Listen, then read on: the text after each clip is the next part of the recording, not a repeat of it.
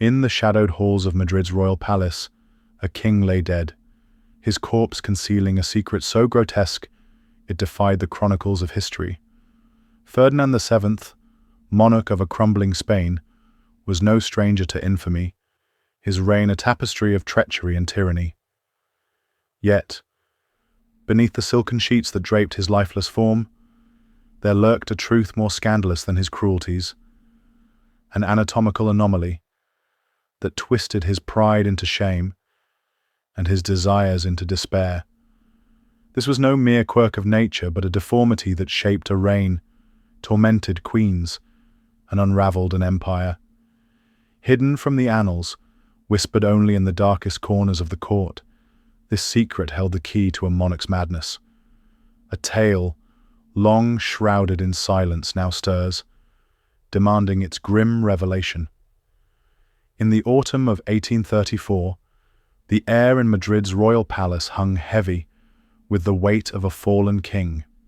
Ferdinand VII, whose name once inspired both adoration and dread, had departed this world, leaving behind a Spain fractured by his misrule. Born in 1784, at the opulent El Escorial, he was heir to a dynasty poisoned by centuries of inbreeding, a legacy of the Habsburgs and Bourbons that wove madness and deformity into the royal bloodline. His reign, marked by political upheaval and colonial collapse, was but the surface of a deeper, darker saga. Beneath the crown lay a man tormented by a physical affliction so monstrous it defied comprehension, a secret that twisted his psyche and tainted his rule. This is no mere chronicle of a king's failures, but a descent into the shadows of a reign where personal shame became national calamity. What drove Ferdinand to such depths of paranoia and cruelty? The answer lies not in the throne, but in the hidden chambers of his tortured existence, where a grotesque truth shaped the fate of a kingdom. In the gilded chambers of El Escorial Palace, on the 14th of October, 1784, a child was born to a dynasty teetering on the edge of decay. Ferdinand, son of Charles IV and Maria Luisa of Parma, entered a world where the Spanish crown, once the envy of Europe, was crumbling under the weight of its own excesses. The Bourbons, like their Habsburg predecessors, had long indulged in the perilous custom of marrying kin to kin, cousins wed to cousins, uncles to nieces, binding their bloodlines in a web of genetic ruin. Ferdinand was the fruit of such a union. His parents' first cousins, their marriage, a calculated act to preserve royal purity. Yet, purity came at a cost. The royal bloodline, thickened by centuries of inbreeding, bore a harvest of physical and mental afflictions, and young Ferdinand was its living embodiment. From his earliest years, the prince's condition set him apart, though not in the manner of regal distinction. Court physicians, sworn to secrecy, noted an anomaly so grotesque it defied their medical texts, an organ of such unnatural proportions and peculiar form that it seemed to belong to myth rather than man. By adolescence, the whispers began. Servants exchanged furtive glances, courtiers masked their jests behind polite smiles, and foreign diplomats sent coded missives to their masters, detailing the Spanish prince's shameful secret. The royal archives, later sealed in the Vatican's vaults, preserved the clinical horror. A member described as thin as sealing wax at its base, swelling to the girth of a man's fist, and extending to a length that mocked nature's design. To a youth raised in an era venerating the classical ideals of restraint and proportion, this deformity was a mark of monstrosity, a source of relentless humiliation. Ferdinand's childhood was no cradle of comfort. His father, Charles IV, was a weak-willed monarch, more enamored of the hunt than the throne, content to let Spain's governance slip into the hands of his wife's lover, Manuel de Godoy. Maria Luisa, a woman of insatiable appetites, flaunted her indiscretions, her affair with Godoy, a public scandal that eroded the court's dignity. Young Ferdinand, observing this daily degradation, learned early the sting of betrayal and the fragility of trust. Yet, it was his own body that delivered the cruelest betrayal. The court's whispers grew louder as he matured, each snicker and sidelong glance embedding a deeper wound in his psyche. The prince, destined to rule, became a figure of mockery, his most intimate flaw a jest for those who bowed before him. This humiliation forged a character as twisted as the anomaly it sought to conceal. Ferdinand's tutors noted a shift in his demeanor. A once timid boy grew secretive, vindictive, and cruel. Servants who displeased him faced dismissal, or worse, a young page who inadvertently glimpsed the prince's deformity was flogged and his family banished from Madrid. Such acts were not mere outbursts, but calculated assertions of power, a desperate attempt to reclaim control over a body that mocked him. The court, once a place of ceremony and grandeur, became a stage for Ferdinand's burgeoning paranoia, where every bow seemed a veiled insult, every smile a concealed sneer. This was no mere princely petulance. It was the genesis of a tyrant whose personal shame would soon cast a shadow over an entire nation. Yet, this darkness was but the prelude to a reign that would wed cruelty to catastrophe. As Ferdinand VII approached manhood, the full measure of his anatomical affliction became a matter of grim urgency for the Spanish court. The prince, destined to secure the Bourbon lineage, faced a challenge that no crown could conceal. His grotesque deformity rendered normal intimacy all but impossible. The royal physicians, tasked with an unenviable duty, documented his condition with a precision that masked their horror. Their notes, later buried in Vatican archives, described an organ of such extraordinary dimensions and unnatural curvature that it defied biological purpose, adorned with inexplicable growths that served only to deepen its alien appearance. To produce an heir, Ferdinand required not only a bride, but an arsenal of bespoke marital aids, cushions, supports, and oils crafted in secret workshops, transforming the royal bedchamber into a bizarre surgical theatre. In 1702, at the age of 18, Ferdinand wed his first cousin, Maria Antonia of Naples and Sicily, a union steeped in the same incestuous tradition that had cursed his bloodline. The young princess, radiant and filled with romantic illusions, arrived in Madrid, envisioning a fairy tale marriage to the man some called the desired one. The wedding was a spectacle of grandeur, the cathedral resounding with sacred hymns, the streets alive with celebration. Yet, as the festivities faded, the bridal chamber revealed a nightmare. Maria Antonia, unprepared for the grotesque reality of her husband's condition, recoiled in terror at her first glimpse of his form, her screams echoing through the palace as she branded him a monster. Physicians were summoned, not for love, but for a clinical intervention, arranging custom cushions and administering laudanum to dull the princess's dread. What followed was less a consummation than a procedure, a traumatic ordeal that left both partners scarred. The marriage became a ritual of suffering. Maria Antonia, dosed with increasing quantities of laudanum, descended into addiction to endure her marital duties. Ferdinand, already steeped in paranoia, interpreted her revulsion as a personal affront, his insecurity festering into rage. Their attempts to conceive were marked by failure. each encounter a mechanical nightmare orchestrated by physicians. 2 pregnancies, brief glimmers of hope, ended in devastating miscarriages. In 1804 and 1805, each loss attributed to the physical and psychological trauma inflicted by Ferdinand's condition. By 1807, Maria Antonia, a mere 21, was a shadow of her former self, her body and mind broken by addiction and despair. Her death, officially ascribed to fever, bore the darker truth of a soul extinguished by years of torment. Whispers of poison, perhaps at Ferdinand's hand, swirled through the court, unanswered by the cryptic letter of a dead apothecary, seized and silenced by royal decree. Ferdinand's reaction to his wife's demise was chillingly callous.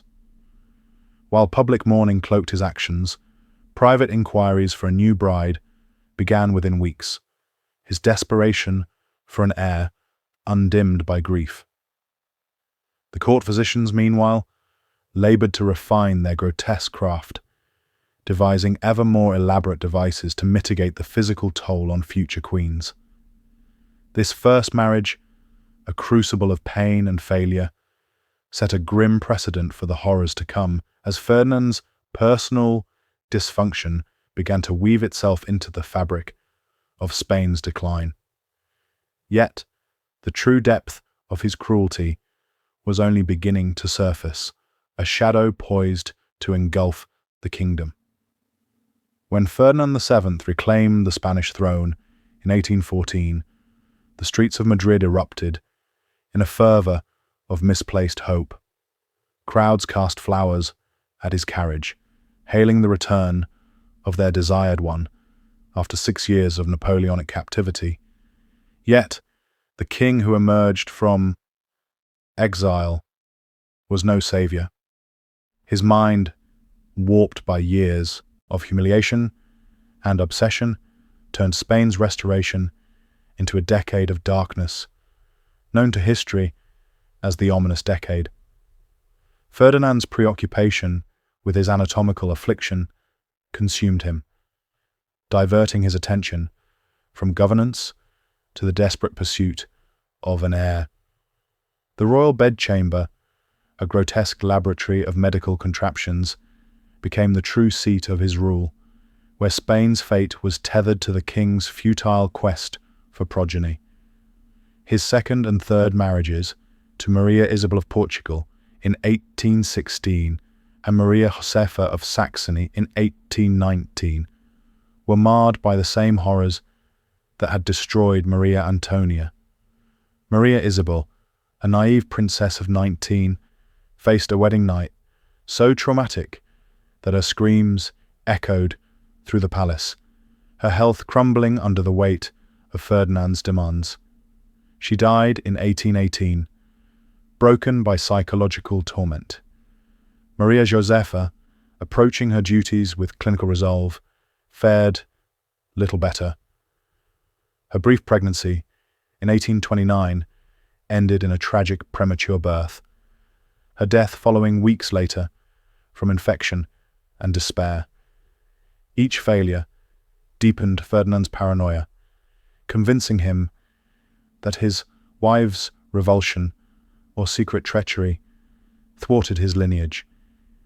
He commissioned ever more elaborate marital aids from artisans across Europe, their workshops hidden in the palace's depths, crafting devices that blurred the line between medicine and torment.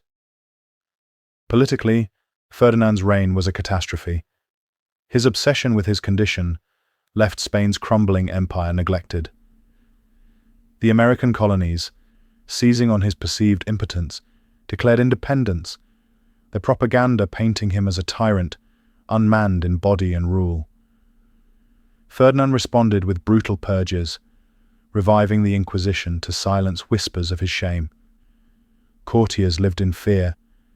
Their words weighed for hints of disloyalty, while secret passages and mirrors allowed the king to spy on his own court. Cabinet meetings stalled as Ferdinand consulted alchemists and mystics, his governance paralyzed by personal dysfunction. Spain, once a titan of Europe, became a laughingstock, its treasury drained by the king's lavish spending on quack remedies and surveillance. The loss of the colonies stripped Spain of its wealth, while famine and banditry plagued the countryside. Ferdinand, blind to his people's suffering, saw enemies in every shadow, his paranoia poisoning the court's once grand etiquette. His reign, a mirror of his deformed anatomy, twisted Spain into a realm of fear and decay. Yet, the darkest chapter of his madness was still to unfold, as a final marriage would expose the depths of his delusion. By 1829, Ferdinand VII, now a weary monarch of 45, stood on the precipice of complete unraveling. His kingdom lay in tatters, its colonies lost, its people starving, yet his mind remained fixed on the unyielding quest for a legitimate heir. His fourth marriage, to Maria Cristina of Naples, was a desperate gambit orchestrated by advisors to stabilize a fracturing realm. The union, however, was a farce from its inception. Maria Cristina arrived in Madrid, visibly pregnant, carrying a child that could not possibly be Ferdinand's. In a delusion born of desperation, the king embraced this deception, proclaiming the infant, Isabella II, as his heir in 1830. This act of self-deception marked the zenith of his psychological decay, as he clung to a fiction that mocked his lifelong failure. Ferdinand's final years were a grotesque tableau of paranoia and obsession. Convinced that Maria Cristina harbored treasonous designs, he transformed the palace into a labyrinth of surveillance. Secret passages snaked through its walls, and crude peepholes allowed him to spy on his queen's most private moments. Her prayers, her nursing of their daughter, her quiet solitude. Meals became ceremonies of suspicion, with food tasters subjected to half-hour vigils to detect slow-acting poisons. The Queen, trapped in this suffocating scrutiny, described her existence as a glass cage. Her every gesture weighed for signs of betrayal. Her intercepted letters to Naples revealed a woman fraying under the strain, her sanity buckling as she flinched at shadows and doubted her own servants. The king's fixation on Isabella's paternity consumed him. Though he publicly claimed her as his own, he pored over portraits and genealogical records, searching for traces of other men in her features. Investigators scoured Naples for clues about Maria Cristina's past, their reports fueling Ferdinand's torment as he grappled with the irony of his greatest political success, a secured succession, being his deepest personal failure. His health, battered by chronic insomnia and nervous agitation, began to falter. Physicians noted tremors and cognitive decline, his speeches dissolving into rants about unseen enemies. By 1833, Ferdinand was a husk of a man, his body and mind exhausted by decades of battling his own anatomy and the spectre of betrayal. When death claimed him that autumn, officially attributed to gout, the truth was bleaker. Ferdinand had succumbed to a lifetime of physical and psychological torment. His autopsy, conducted in secret, laid bare the extent of his affliction, a grotesquely deformed organ, scarred by years of futile self-surgery, preserved as a grim relic in Vatican vaults. This final act of concealment could not erase the wreckage of his reign, a legacy of shattered queens and a broken Spain. Yet, even in death, Ferdinand's shadow lingered, a harbinger of the chaos yet to engulf his kingdom. As the shadows of Ferdinand VII's reign fade into the annals of history, The echoes of his tormented existence invite further exploration.